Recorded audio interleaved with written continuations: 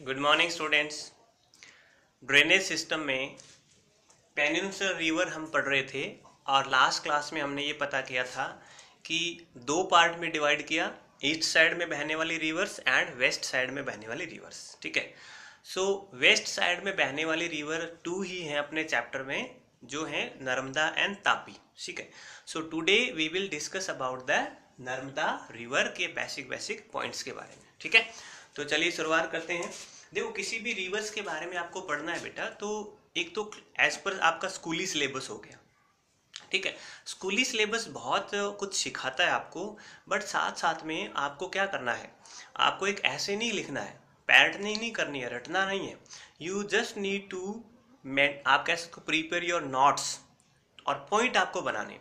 अगर आपने पॉइंट बना लिए तो कोई भी एग्जाम हो, चाहे वो स्कूली शिक्षा का हो, चाहे वो आपके कॉम्पिटिटिव एग्जाम हो, you can fight very easily. How, let me discuss. देखो, अगर if someone ask you that right A note about Narmada river, ठीक है, तो आप ऐसे नहीं रटने बैठना कि ये यहाँ से निकलती है, आप उसको पॉइंट बनाइए। क्या क्या पॉइंट? देखो, एक तो पॉइंट क्या होता है, नदी कहाँ से निकलती है, मतलब कहाँ से पैदा होती है, ओरिजिन कहाँ से होती है। दूसरा, वो चल करके किस किस स्टेट में चली, है ना। उसके बाद वो कहाँ पर जाके गिरी, और उसके बाद उसकी लेंथ आप कह सकते हो, उस पर कोई डैम बनाया हुआ है नहीं बनाया हुआ, कोई वाटरफॉल या नहीं है, या उसका कोई ऑल्टरनेट नाम है या नहीं है। तो these all are the fact. ठीक है, ये 5-7 अगर पॉइंट आपने पकड़ ली, याद कर लिए, तो आप किसी भी रिवर्स का मतलब पोस्टमार्टम कर सकते हो ना। चलिए, इन्हीं पॉइंट पे मैं बात करता हूँ। नर्मदा रिवर का जो ओल्ड नेम था, इसका रेवा भी कहा गया बेटा इसको, और नर्मदा भी इसको कहा गया था।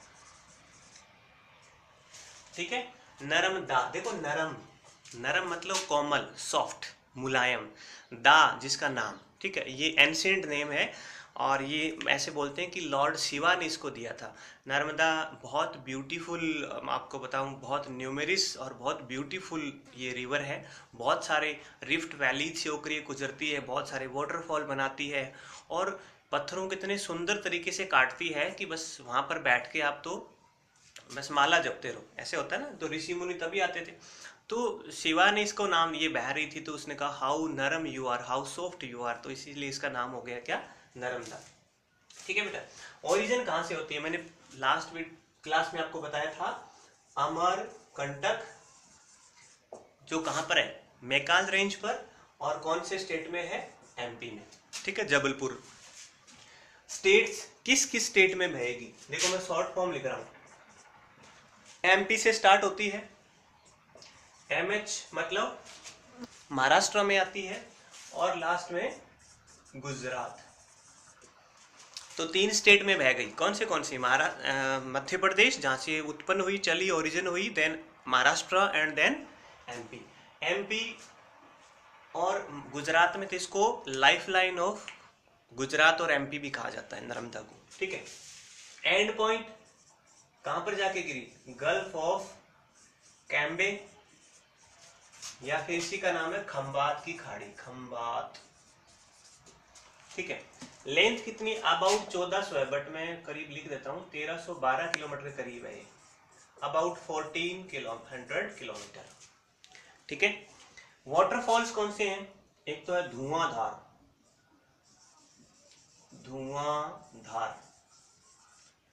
दूसरा है सहस्त्रधारा,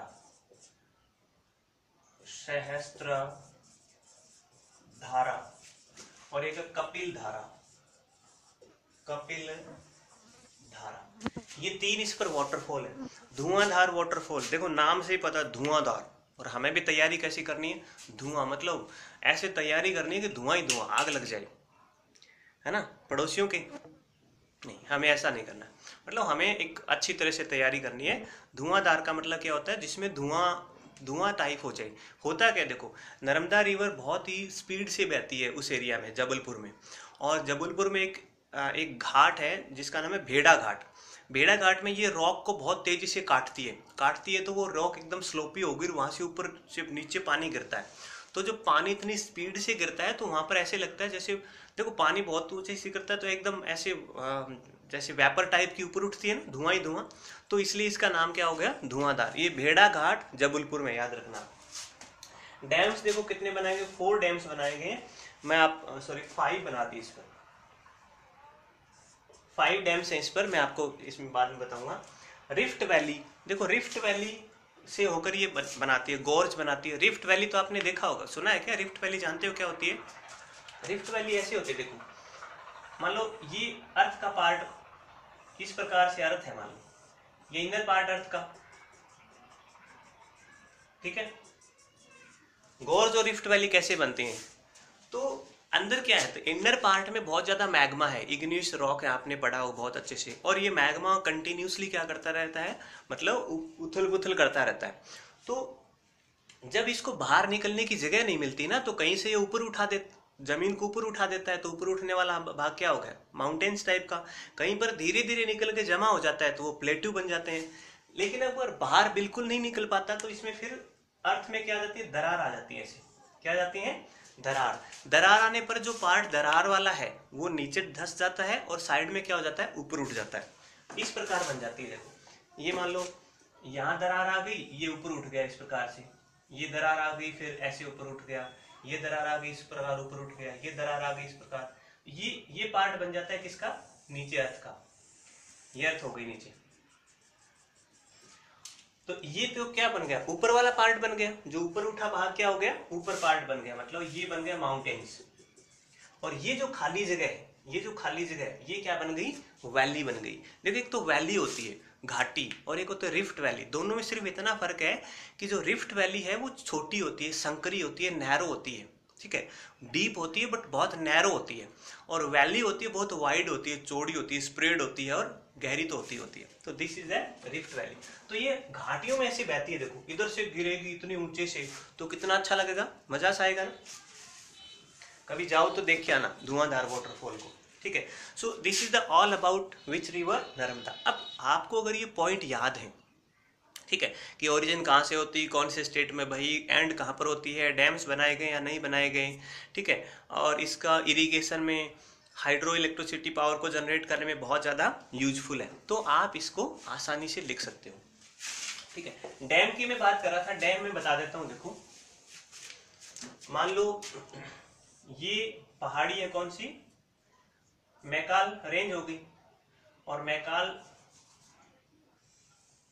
ये मान लो मैकाल रेंज है, ठीक है, नीचे वाली ये मैकाल रेंज, और ये हो गई कौन सी, मान लो पहाड़ी हो गई है। ये हो गया अमरकंटक। अमरकंटक यहां से रिवर निकलती है, इस प्रकार बहती है। तो इसमें डैम बना दिया, एक तो बना दिया यहां पर, पीछे पानी पानी, एक यहां पर बना दिया, इसके पीछे पानी, एक यहां पर बना दिया, फिर इसके पीछे पानी, फिर एक डैम ये बनाया, इसके पीछे भी पानी, और फिर एक डैम ये बनाया, इसके नीचे भी पानी, ठीक है। ये कौन सी है, अमरकंटक। अमरकंटक। ये रिवर कौन सी है, नर्मदा। माउंटेन रेंज कौन सी है, मैकाल। अब इस पर 5 डैम्स बना दिए, कौन कौन से, देखो एक तो बोलते हैं इसको बरगी, क्या बोलते हैं, बरगी डैम। एक है इंदिरा सागर, इंदिरा सागर। एक है ओमकारेश्वर डैम। एक है ओमकारेश्वर हो गया,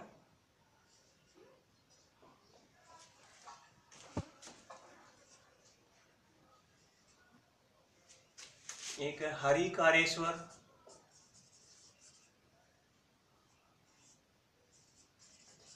और एक हो गया सरदार सरोवर डैम, ठीक है। सॉरी, एक माहेश्वर, हरिकारेश्वर नहीं, ये माहेश्वर है, ठीक है। How many dam are on the Narmada river, 5 dam. कौन से dam, Bargi dam, Indira Sagar dam, Omkareshwar dam and Maheshwar dam. ये जो 4 हैं, ये 4 कौन से स्टेट में है, एमपी में है। और ये जो ये है, ये कौन से स्टेट में है, गुजरात में, ठीक है। और यहीं पर देखो जबलपुर में ही जो धुआंधार वाटरफॉल है, कपिल धारा है और सहस्त्र धारा, 3 इस पर क्या है, वाटरफॉल है। ठीक है, तो ये आपको याद रखना है। आप चाहो तो इस डायग्राम को बना लेना, डैम्स के नाम लिखो तो लिख लेना, अलग से एक डायग्राम बना लेना। ऐसे सिंपल आपको नाम लिखने, Bargi dam, Indira Sagar dam, Omkareshwar dam, Maheshwar dam and the Sardar Sarovar dam. ठीक है, नर्मदा के बारे में इतना ही पढ़ेंगे। अगले क्लास में हम चर्चा करेंगे तापी रिवर के बारे में या फिर ताप्ती रिवर के बारे में। ठीक है, तब तक आप पढ़ते रहिए, हंसते रहिए और मुस्कुराते रहिए। Good bye.